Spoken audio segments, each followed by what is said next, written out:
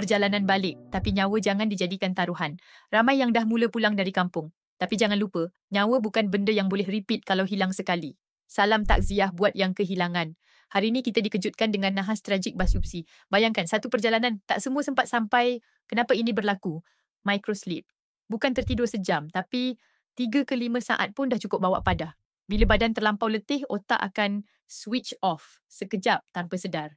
Walau mata celik tapi otak tengah rehat. Dan ya, walaupun ramai sangka memandu laju tak akan atasi letih. Ia cuma mempercepatkan risiko maut. Langkah awal sebelum memandu jauh. 1.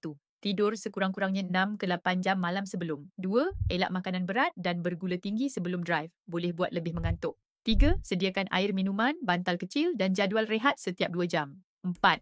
Kalau rasa pening, mata pedih, hilang fokus, berhenti segera. Jika alami microsleep masa memandu, jangan lawan. Terus cari R&R atau hentian paling dekat. Cuci muka, berjalan sikit dan tidur sekejap walau 15 minit. Elakkan pemanduan bersendirian jarak jauh kalau boleh. Jangan minum kopi je, pastikan juga cukup nutrien seperti magnesium, B-kompleks dan iron untuk tenaga dan fungsi otak stabil.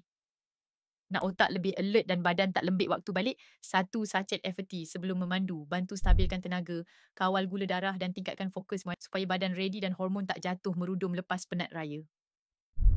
Kalau sayang keluarga, jaga badan dan nyawa sendiri. 1 detik microsleep boleh ubah hidup kita selamanya. Share video ni untuk ingatkan kawan dan keluarga sebelum balik semula ke bandar. Jangan lupa follow untuk tips kesihatan musim raya yang realistik, bukan retorik.